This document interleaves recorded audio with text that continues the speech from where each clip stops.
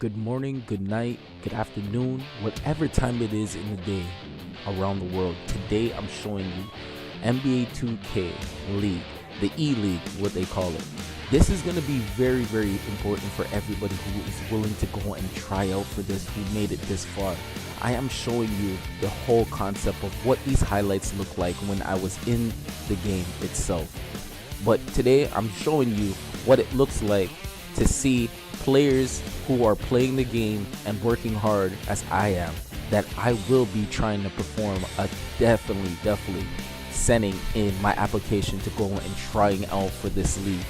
There's only 102 spots in this, and there will be only a chance to get in one of those spots by sending an application online that is on the NBA2K website. Today is a very important day. We're going to talk about a lot of things, calling tips, highlights, and all the such of those parts.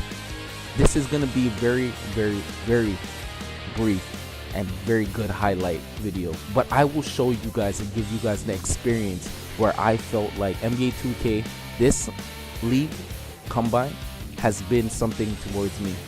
Even though I won 40 games and I played 40 games in this E-League for the combine to qualify, this right here has given me a chance to actually make a video that will show you the highlights on how a wing player plays as a small forward. I am right now playing at the position small forward because of the fact that I am very entitled to liking Carmelo Anthony and a little bit of DeMar DeRozan's games. But even though DeMar DeRozan is a shooting guard in the NBA, he has a lot of moves that small forwards use towards getting to the rack, using a jab step, using the pull-up mid-range, going on the fast break, taking contact, and getting to the line. This is a very important part to helping your team stop clock, likewise get transition buckets, and likewise capitalize on missed opportunities. This right here is just another fact to show you that when you are able to get the highlights out of your games and every point counts, you will see how the value of your character builds throughout the pro-am, or you would see it throughout the E-League or the NBA Combine for 2K18. So this right here is very special to me because of the fact that when I play this and I played it, I was really excited to play. I met a lot of people along the way. From what you can see, we switch over from blue jerseys to red jerseys. The jerseys are very nice, by the way. I would say that to myself that, when I was playing it, I like seeing myself a little bit in both of them, and I had to wear different shoes for sometimes, and red stands out to me a little bit more, so I usually went for the red look. I choose the light jump shot that would help me to get me the shot that I'm looking for. The most that I was looking for was a solid look, and likewise the shot release form. I've seen a lot of shots that I have picked over the many years of NBA 2K. I use the Kevin Love jump shot because Kevin Love's jump shot is pretty fluent in the senses of getting to the basket, or getting a pull-up jump shot, and likewise looking as a follow-through. Nothing close to being amateur or a jump shot. It's just something, or standing jump shot, a set jump shot. But it was one of those jump shots I was looking forward to having in this combine, but unfortunately I could not use it, so I had to go find something else. This right here was a basic understanding. I used this jump shot when I was using Pro-Am for 2018 2K player on my sharpshooter shot creator. I used this jump shot on him, and he's left-handed. I used it, I made him this jump shot, and I used it. I never used it on the right hand side, I used it on the left hand side, and I used it, and I figured it out like, hey, I used this jump shot, I should use this in the combine. So I end up trying it and looking through all the options they were giving me. I used this jump shot to help me get my shot.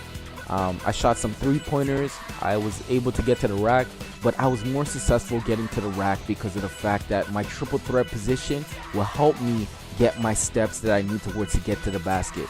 Even though the highlights are showing some great highlights right now, I am telling you for a fact that this was not easy. Making moves like this was not easy. Making a tape like this was not easy, because of the fact that when I was looking at it, I was really try hard to get towards the spots, letting people know, letting the community of 2K understand that the style of play that I was playing was gonna be more of a slower pace, but I was gonna get the open shots that I was looking for.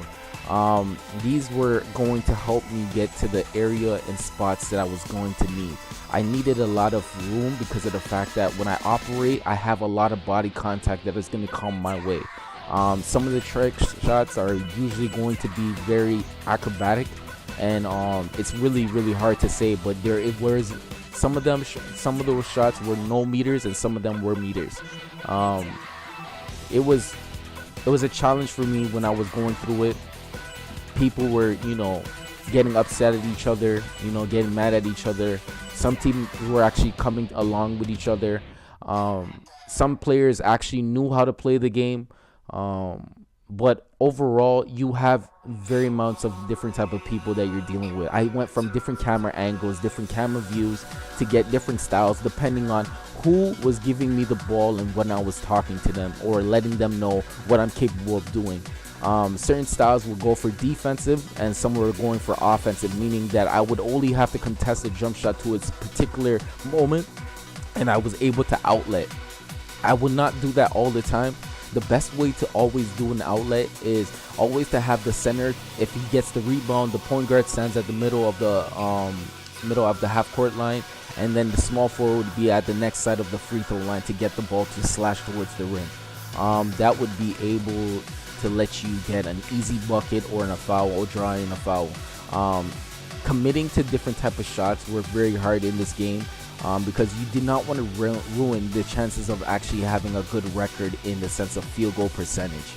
I really highly pride myself on that because I know there is a bunch of centers in the league who average at least close to like 68% in the paint, and that's amazing because that's just telling you that they hardly ever miss. But my percentage was actually 55, so showing you that I was a little bit above average in the sense of basketball terms. The whole point of this was I was not going to be able to shoot a lot of threes, but I found out in the end that when you were able to shoot threes, it's when you were open and the closeout was a little bit too late. So he was not going to close you out hard enough, or he was not going to challenge your shot. You would be able to take a nice jump shot. And when you were able to take a nice jump shot, it was all up on you.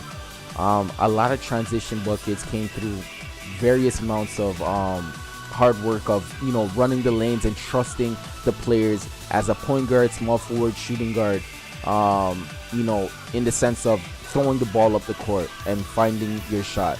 I usually did this to actually get us into a groove because sometimes we were missing down the court and my player is a slasher, so he was able to get that off. Sometimes I was making contested jump shots and it was really hard.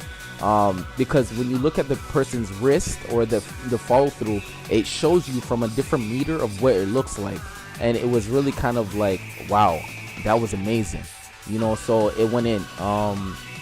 But the point is, this highlight reel is going to show you what it looks like, what kind of finishes I went through, my style build, how I was able to utilize it and effectively use it.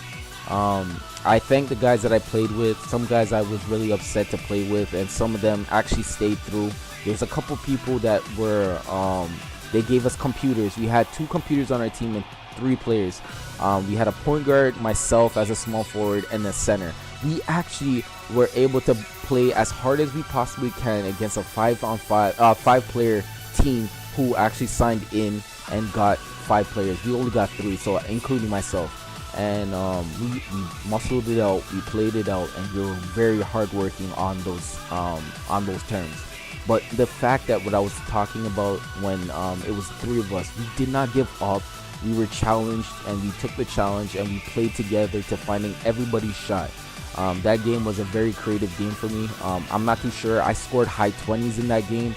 But we end up losing. But the whole point about it is that we lost because of the fact that we knew we could have did better if we had a couple more players with us and joining the whole bandwagon, in the sense of realizing that we don't have everything that we need at this particular moment, but we will get everything in the senses of our shots statistically, and getting the value proper shots that we need, because of the fact that the conversations that we had and the understanding the point guard had and the center had, we were pretty much like evolving to be better throughout the game, through the first quarter, second quarter, third quarter, fourth quarter, and finishing and wrapping up. Some games were, okay to lose and say, man, we can try better next time. If we ever see each other, I have actually bumped into one person twice in the same combine, clicking after after you lose or win, you click it, you get back in there and you try harder again and try it with another group. He was actually on the opposite side. Oh no, he was actually on the same side, by the way. No, he was actually on the same side, and he was like, hey, we just played together. And I was like, hey, how do you know me? And then he's like, oh no, we just played together. And he's like, D Block. I'm like, yo, yeah man, you did pretty good last game, and I was like, yo, he was holding down the paint and he was really good. He was just like, yo, you were trying to do what you got to do on the wing and trying to get people open and whatnot. You got good vision and stuff, because I was passing to him too. And it was really good. Even though I probably might have not got it into this mix, it's because of the fact that when I was thinking about it, I started to build up all these highlights a little bit late down the line in the month, and I was looking at it myself. I'm like, hey, this is a lifetime game opportunity that most people cannot go on their homepage and see this on their homepage as soon as they log in. So I was like, wow, I'm gonna take this opportunity and make some highlights and show you guys what I'm rocking with. So it would have been a nice, for the gallery and for YouTube, Twitch, anything that I'm gonna be putting it on Twitter, to just show you what it looks like. But this is not everybody. Everyone cannot play